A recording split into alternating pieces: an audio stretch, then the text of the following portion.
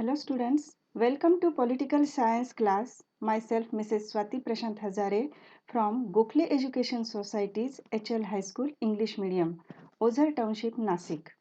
Today we are going to learn 9th standard Political Science from Maharashtra State Board English Medium syllabus. Chapter number 1, Post-World War Political Development. So let's start with this lesson. Let's revise first. In the civics textbooks till now, we have studied local self-government institutions, India's constitution and our political system or governmental structure. In this class, we are going to study India's relations with the world. You must have understood world geography through the study of geography. You must have become familiar with the global historical events through the study of history.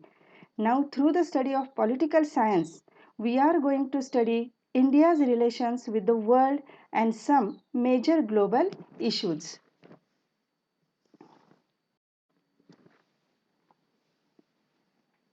Introduction.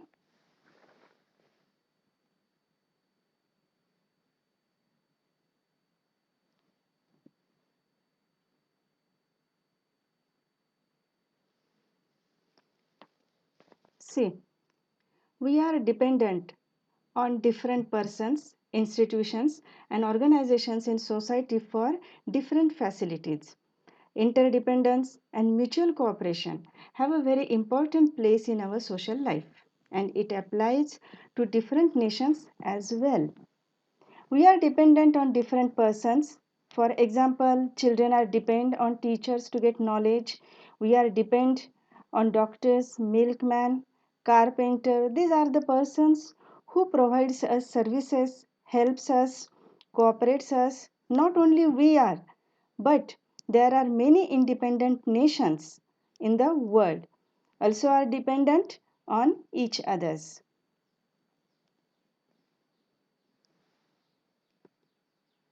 International system.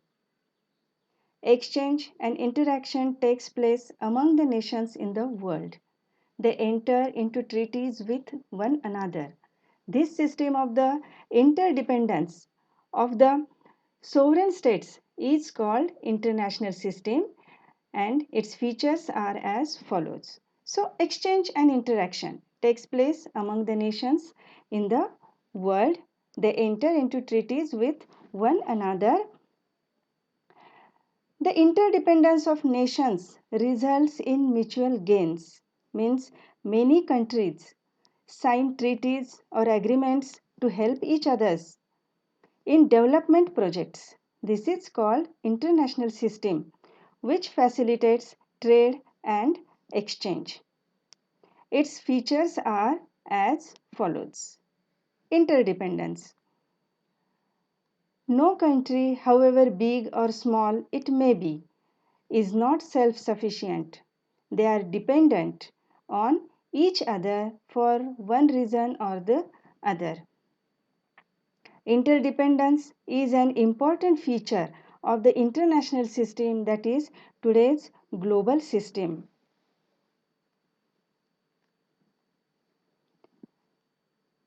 The interdependence of nations means even a developed nation like America is not self sufficient in all its needs. Though it is a superpower nation, just take an example of today's situation. India is providing hydroxychloroquine medicine to America. That means, though America is a superpower nation, it is not self sufficient to fulfill their wants or needs. So we can say some countries are lack in natural resources but are very rich in terms of money. So these types of countries have to depend on other countries for natural resources. Thus, interdependence is an important feature of international system. International relations through foreign policy. Every nation has policies about its relations with other nations. This policy is called foreign policy. I think you must be aware of what is foreign policy because you had this chapter in standard 8. Also, we are going to study India's foreign policy in detail in the next chapter. So, what is foreign policy? Every nation frames its own foreign policy related to how internally it is going to deal with other countries. Such a policy is called foreign policy. Background of the contemporary world. Many events and developments in the 20th century have shaped the world in which we live today. In order to understand today's world, we need to go back to history. The First and the Second World Wars are the most important events of the 20th century. The world contemporary changed due to these two wars. See, we live in modern world wherein we experience various developments in various fields. We get acquainted with modern technologies in various fields. So to know how this development had took place, we need to go back to history in order to understand today's world. We know that in the last century, we had two world wars were fought in the last century. The First World War and Second World War. These two events were most important in the world in that century. The world completely changed because of them. New currents of thoughts emerged. So let us understand what else happened due to these world wars.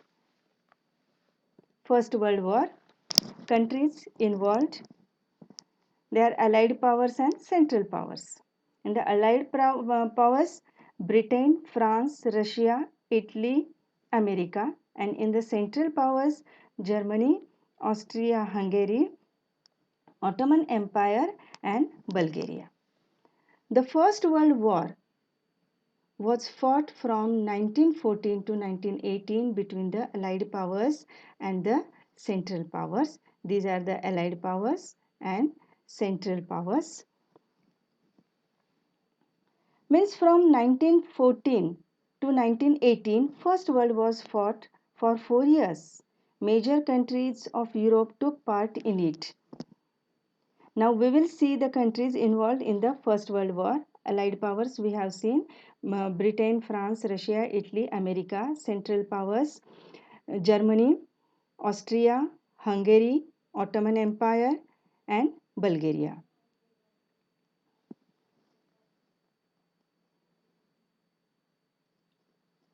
At that time, Europe was at the center of the international and global system.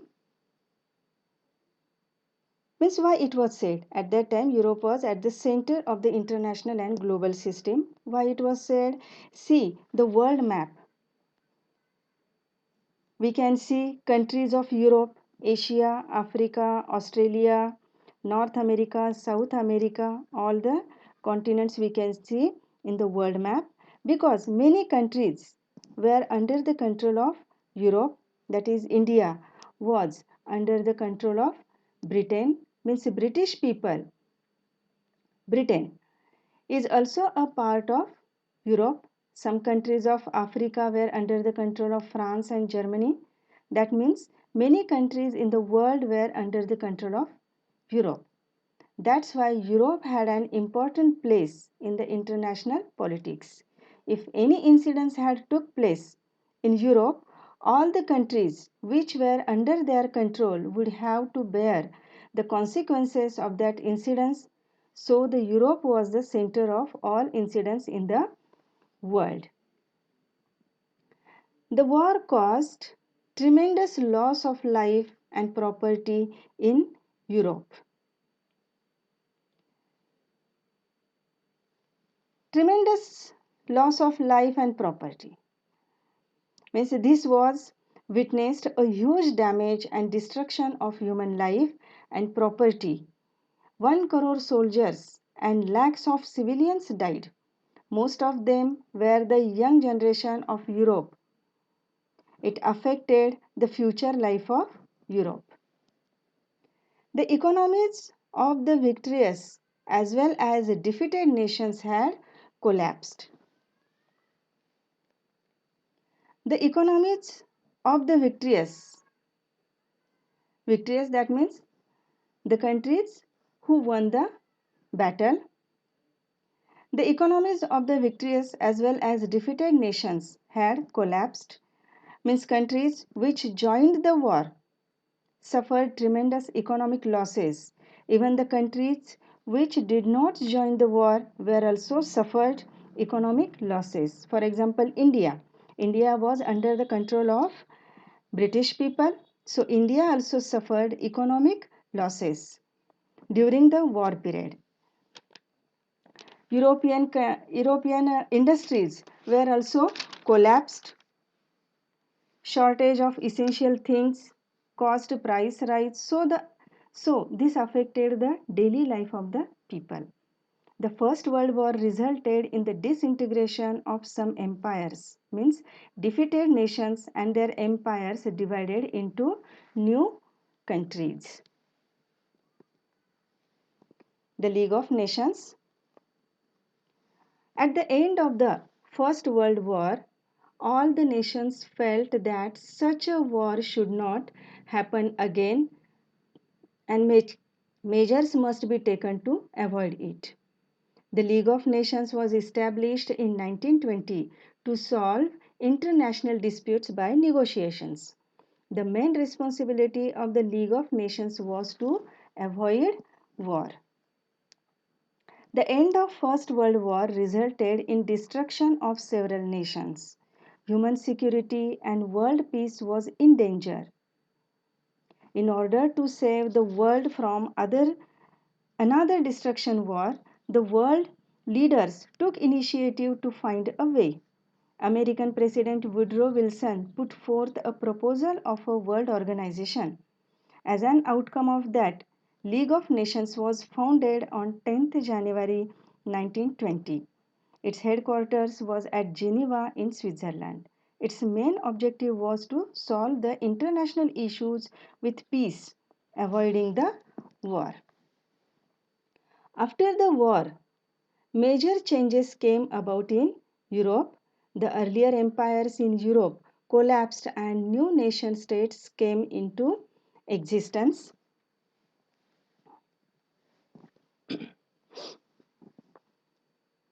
Means defeated nations and their empire were divided into new countries, that is Poland, Finland, Romania, Bulgaria, Yugoslavia. So these states came into existence.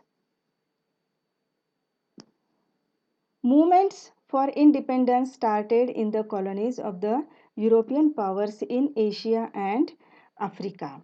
Many countries from Africa and Asia were under the control of Britain, France, and Germany. Means these countries had their own colonies in Africa and Asia. These countries have their own colonies in Africa and Asia.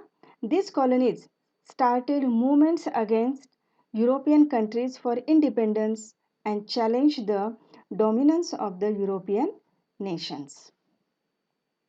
The League of Nations could not stop the outbreak of the Second World War as autocratic regimes had emerged in Germany, Italy, and Spain.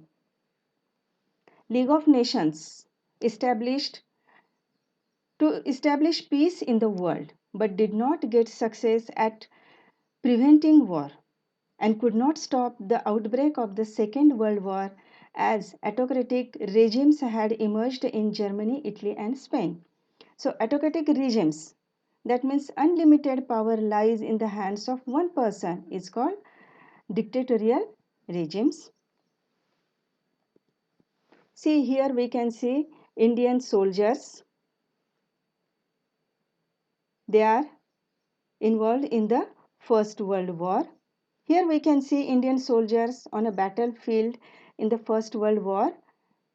India was dragged in the First World War as it was in the clutches of British people, means under the control of British people. So it was dragged in the First World War. Here also we can see the Indian Army in First World War. So today we have learned international system, the system of the interdependence of the sovereign states is called international system. Then interdependence, international relations through foreign policy, background of the contemporary world, First World War, about their allied powers, central powers and effects of First World War. In the second part, we will proceed with Second World War. Okay, thank you for watching.